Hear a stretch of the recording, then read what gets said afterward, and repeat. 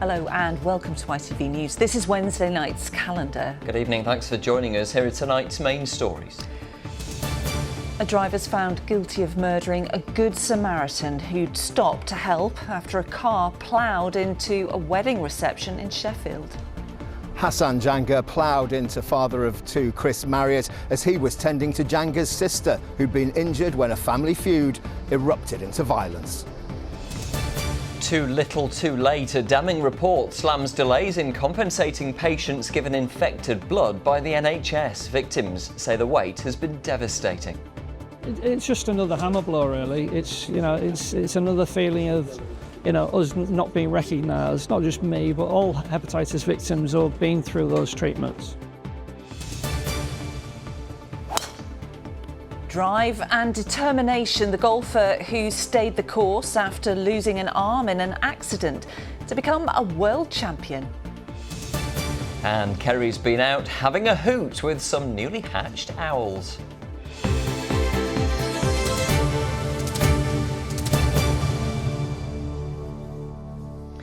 But first this evening, a driver who killed a Good Samaritan as he tended to a woman lying in the road has been found guilty of murder. 25-year-old Hassan Janga ploughed into a group of 5 people when he arrived at his sister's wedding reception in the Burngreave area of Sheffield after a family feud had erupted into violence. Father of 2, Chris Marriott, who'd stopped to help Janga's sister, died from his injuries. Fraser Maud was at court this afternoon when the jury returned their verdict. Fraser, this has been a really tragic case.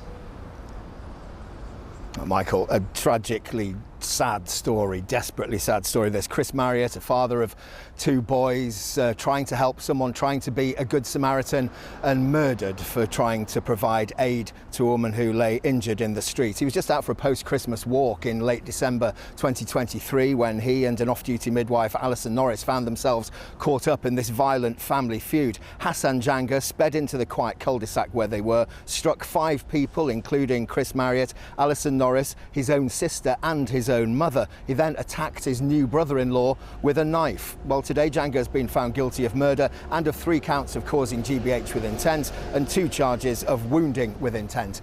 Katie Oscroft has more background to the story. The man at the centre of this violent chain of events is arrested. I'm behind your back. I'm behind your back. 6-1 Tango. I've got 1 detained. Hassan Janga left 1 man dead and several more people injured. Chris Marriott was simply passing by and had gone to help one of those hurt, and he was killed. As darkness fell, this quiet street in Burngreave became a crime scene. The traumatic events of that afternoon didn't just affect those who knew Chris Marriott. One neighbour on this street told me that witnessing the tragedy had changed everything and had ruined their families' lives. Alison Norris, a midwife, also came across the injured people and knelt alongside Chris Marriott to offer first aid. Before I'd had a chance to properly assess, a car came at us, yes. That must have been very frightening. Yes, I think it was so quick, it was even too quick to be frightened. I just had to try and move. I don't even really know how I moved, but I did. Hassan Janga had left home in his car heading for Burngreave. He drove it at 5 people, including his own mother and sister. Bad blood between 2 feuding families, one of them his own, erupted after a wedding that morning.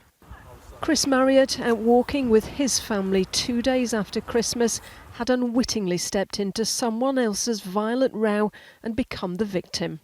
He was obviously a Good Samaritan in his act that afternoon, but so were you.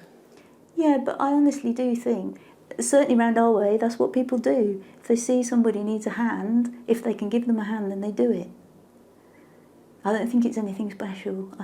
I know a lot of people would have done the same thing. But you could have been killed. Yes, and I'm very, very glad that I wasn't. But nobody expected that. My name's Chris. First time I've been up on the stage here. Next to Alison, Chris Marriott didn't have time to get out of the way. This was him giving a presentation for the debt advice charity he worked for.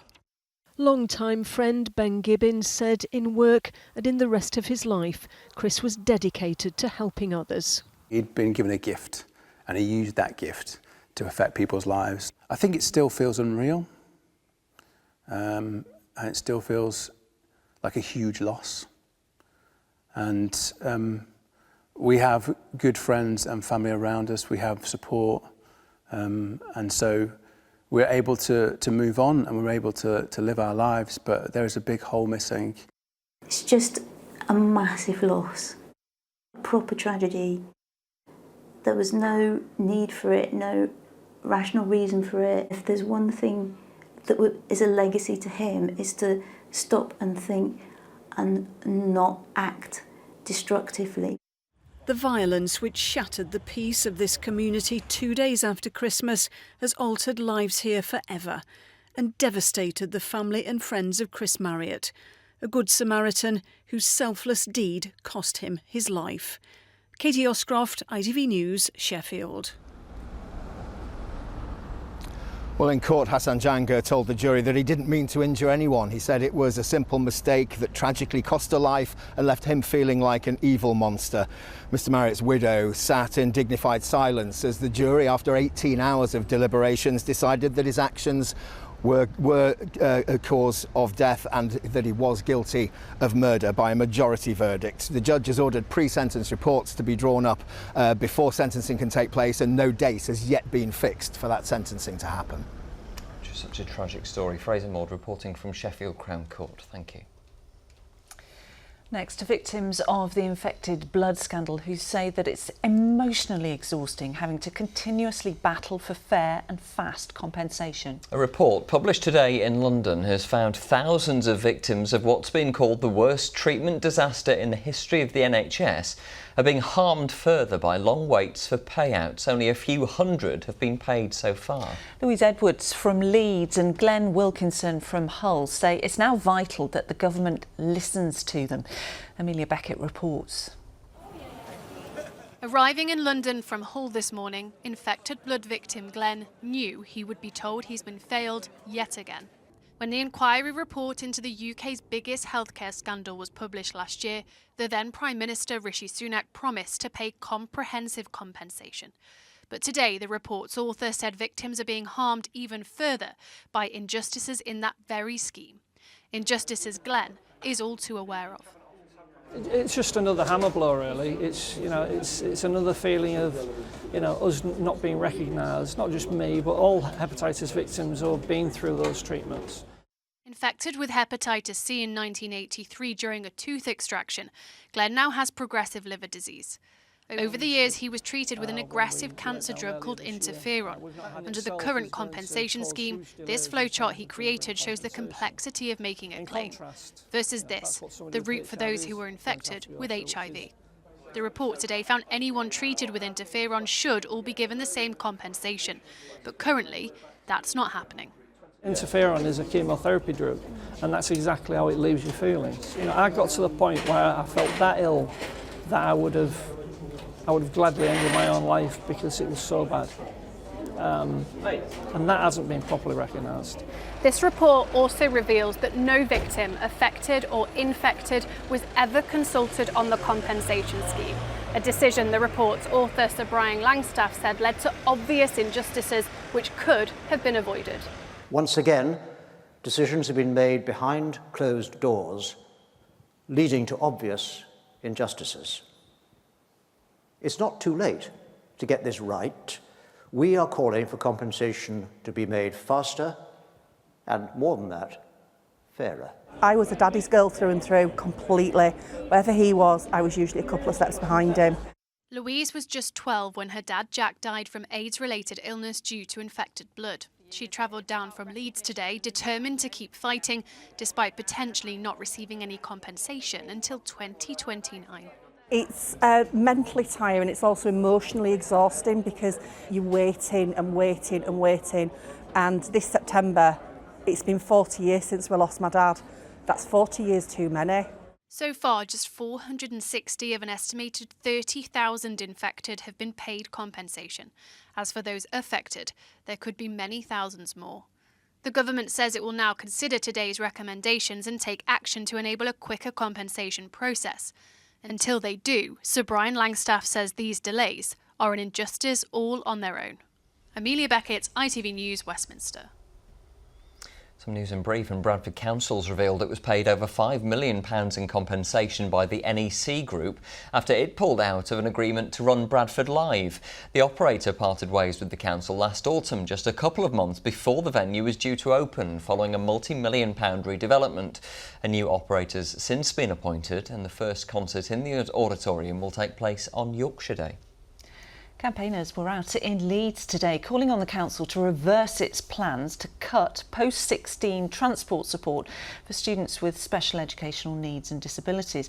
If the plans go ahead, those students will no longer be provided with a free school bus. The group is worried that the change will prevent some children getting to school and parents will be forced to give up work.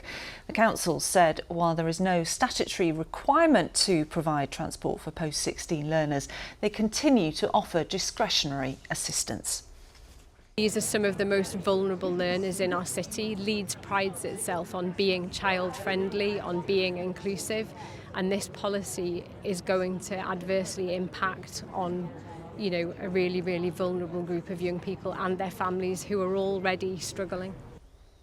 Now do stay with us. Still to come on the programme this evening, how the splash of colour on your swimwear could be the difference between sinking and surviving. And I will of course be here with all the detail for the hot weekend ahead. And do you remember Peter Garrity with his owls in his garden? I've got more on that as well. See you in a bit. Now, there's no doubting it has loads of practical uses, but do you ever worry that AI might take your job? I hope not. No. But lots of predictions say, for good or for bad, that artificial intelligence is going to have an increasing impact on our lives. Well, it's a debate that will no doubt run and run. So we've been asking people in Wakefield whether AI is a valuable tool or whether it's too clever for its own good. Worrying. What way? Too much information. Not enough interacting with people properly, and it might take over the world. At our age, it's a bit difficult to understand what it's actually about and how it affects us anyway. So it is, because you don't know who's human, who's not human. No, it's difficult to tell, isn't it? Yeah. I think we're all in the same boat. Well, Kevin Ashford has been digging a bit deeper into the subject for a series of reports, starting with an explanation of what artificial intelligence actually is, as we explore AI, the good, the bad and the future. It's been called the fourth industrial revolution. Artificial intelligence is set to have an impact on just about every part of our lives. But what is it? Well, essentially, it's giving computers the ability to think and learn so they can do tasks that usually require human intelligence.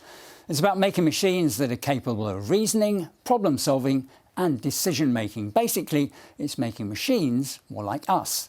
Now, if that sounds a big deal, well, that's because most people reckon it is. Huge amounts of money are being spent developing ways that AI can be used. Now, this AI summit recently was showcasing just some of those areas. Perhaps not surprisingly, everyone was positive about its impact.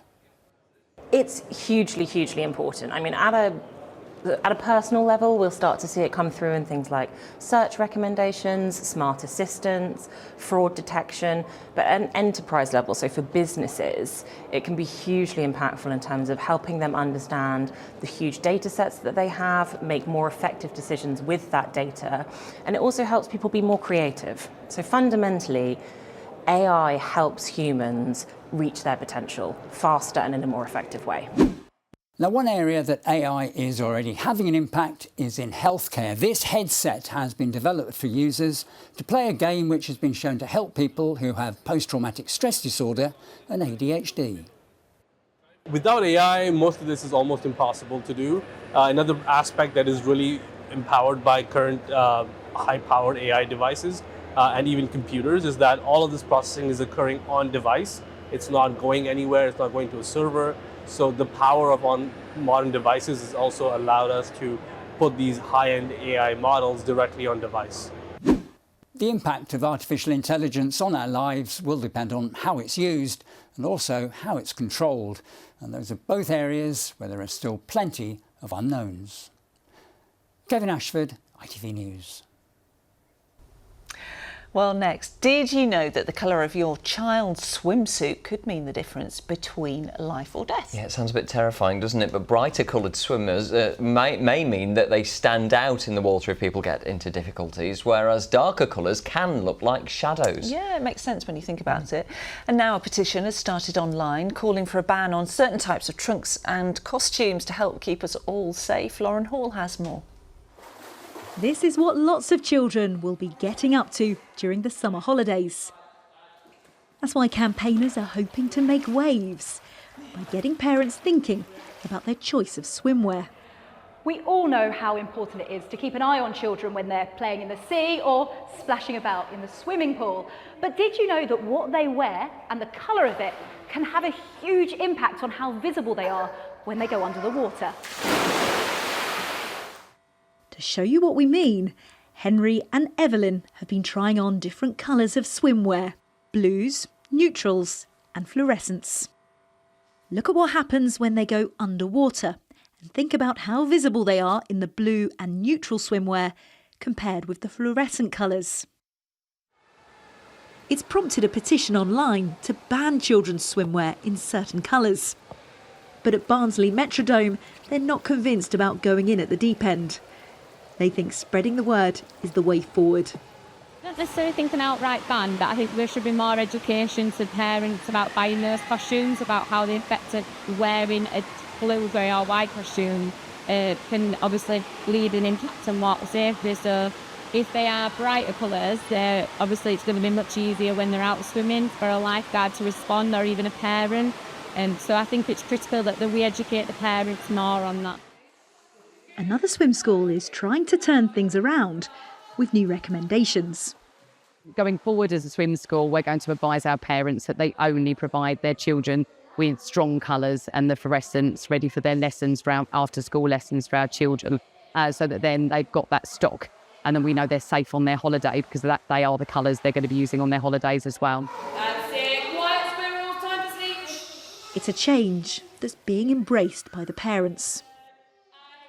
Surprising people don't know what difference it makes once you actually have them in the water and you can't see them. He is very visible in the water, and if I was to let go of him now, everyone would be able to see him in the water, which, if he was in trouble, is very important. I wasn't really aware of it, but now it's been highlighted. It's kind of glaringly obvious that you do need a bright colour to be able to see the children while they're in the pool.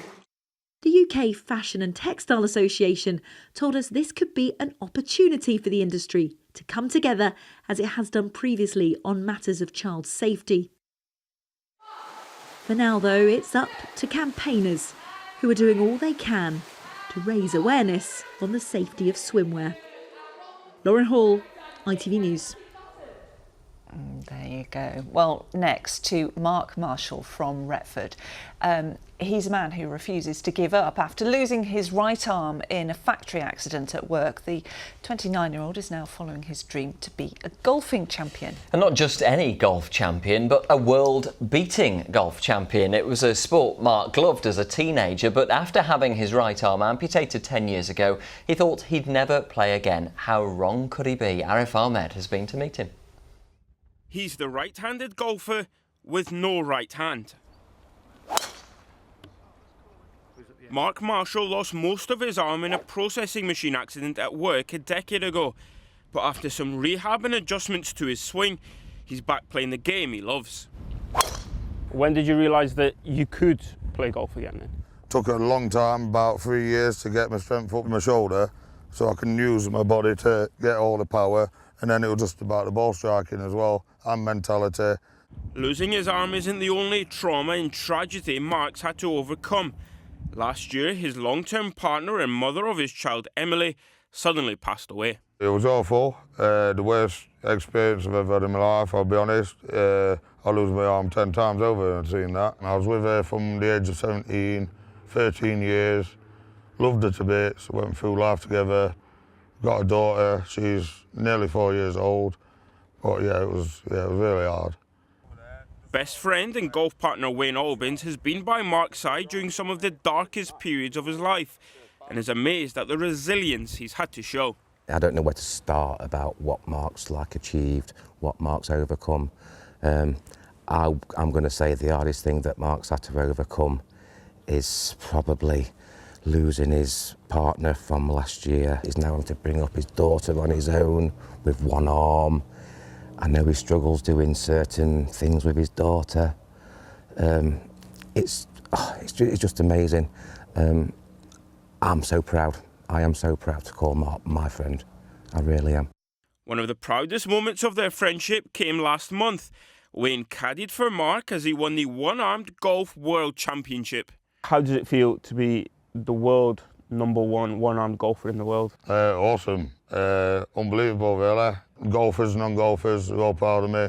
I've got loads of friends and family. It's just been awesome. Can't believe it. All the support. It's been great. I feel so proud that Mark even asked me to be his caddy. He didn't play the best on the first day. He knows that himself. But then we regrouped. He got himself composed. And then he come out on the second, third day and absolutely smashed it. What have you been doing with the trophy? You've been taking it around everywhere with you? Been showing it off to everyone? Yeah, I've been taking it to school. I've been taking it to my local pub. I've been showing everyone, but I'm going to leave it at the golf club. It'll be safe here and there's somewhere to show it off. Having overcome so much in his life, Mark has the drive to thrive on and off the course. Arif Ahmed, ITV News, Retford.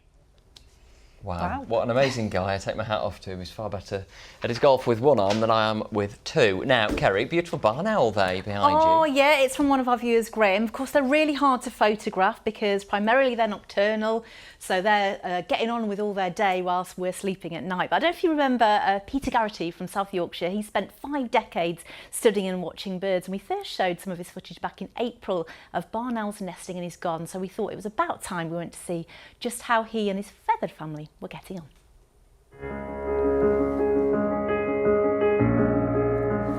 So that's the box. So I installed it 2 years ago and it's been occupied both years by barn owls, which was just amazing. I was expecting either kestrels or tawny owls. Must have been a massive surprise.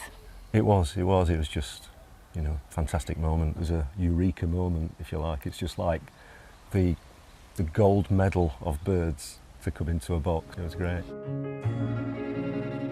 Since Lillian Otis made the wooden box their home back in February, the 63-year-old has been able to capture every single moment of the family of 5.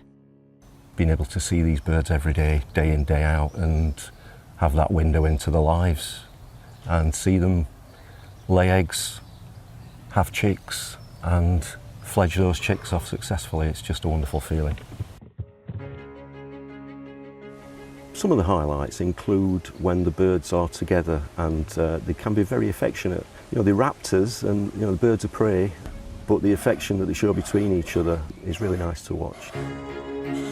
Another clip shows one young owlet practicing the very early stages of hunting, pouncing. I imagine that you've got really attached to this year's family. What are your hopes for this little family? We can recognise each one now, so they've got colour rings on, and I'm hoping that they'll be successful and hopefully they'll return to this box in future.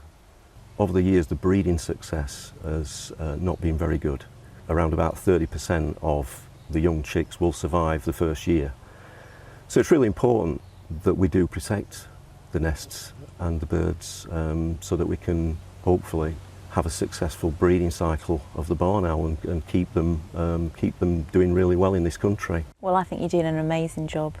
But it's not just the owls, is it? You've got other little visitors that are not equally as important but rare around here. We have, yeah, we've got a decent tree sparrow flock. Tree sparrows have suffered over the years and their numbers are reducing dramatically. Last year in the whole of the Sheffield area there was only 3 sites where we found tree sparrows. So we're really lucky and privileged to have them here and it's just great to see them every day. Oh, and that was my morning. How cool was that? Yeah, look at you. Yeah, and owls are protected, the whole species of owl is protected in the UK, and the barn owl has extra protection, particularly around nesting. So, you know, Peter's doing a brilliant job there because he's sort of protecting the future of owls and the passion that you had. Thank you so much for spending your morning with me. They're the most photogenic though, aren't they, barn owls? Absolutely beautiful. Owls. I mean, yeah, I just love them. Honestly, the stories, I could have been there all day, but yeah, it's absolutely gorgeous. So yeah, more photos of owls, but yeah, as we say, hard to photo. So Peter's doing a really good job. I suppose you want to know about this heat wave. Yes, Go please. on then, tell us. Go on then, here's your forecast. A clear start makes way for a day of ancient discoveries. TUI sponsors ITV Yorkshire weather. Yes, we had a little bit more cloud around the region today, even some low clouds over the Pennines first thing, but soon lifting and just leaving us with some sunny spells and just a bit of patchy cloud here and there for the middle part of the day. As we head through into the next few days, we just basically see increasing amounts of sunshine. The heat will continue to build by day and by night, and with local sea breezes, so at the coast there will just be a little bit of light relief there. High pressure is basically building and sitting over us, and we get the day-on-day heating as we head through the weekend, likely to peak Sunday but could hold on until Monday. So in a little bit more detail then, for this evening and overnight tonight, we're largely dry and clear. Once more, there might be a little bit of cloud pushing onto the Pennines by the time we reach dawn, but for most of us, it is another fairly mild night for towns and cities, but still reasonably comfortable in rural spots, at least for now. As we head into tomorrow, 4:48 and 9:35 are your sun times. A little bit of low cloud perhaps over the hills first thing tomorrow, but again soon lifting. Much more in the way of blue sky and sunshine as we head into Thursday, and the temperatures are on the up. So as opposed to the low to mid 20s, we're looking at mid to high 20s as we head through into tomorrow, and the winds will be a lot lighter and variable, so it will feel fairly intense in that sunshine. Even with the light breezes, we're looking at the low 20s out towards the coast.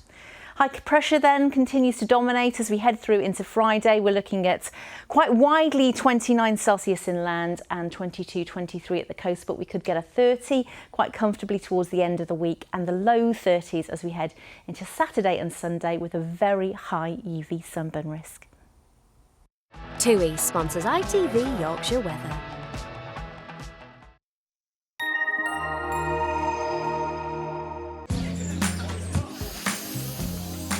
Making the most of summer. Piri sponsors ITV pollen count. The grass pollen is really going to pack a punch over the next few days as the temperatures rise to the high 20s. So it's high possibly tomorrow, but very high from Friday into the weekend. Yeah, I guess we're all bracing ourselves, aren't we, for this warmth? Absolutely, yeah, and it's the nights as well for me. They're just, yeah. Yeah, I feel some sleepless nights coming on. Absolutely. Bowl of ice in front of a fan. Is Yeah, that what they say? Yeah, that's a really good tip. Top yeah. tips, there you go. Right, that's it from us. Emma Wilkinson's back at 11 o'clock. That's it. Good night. Bye-bye. Thank you.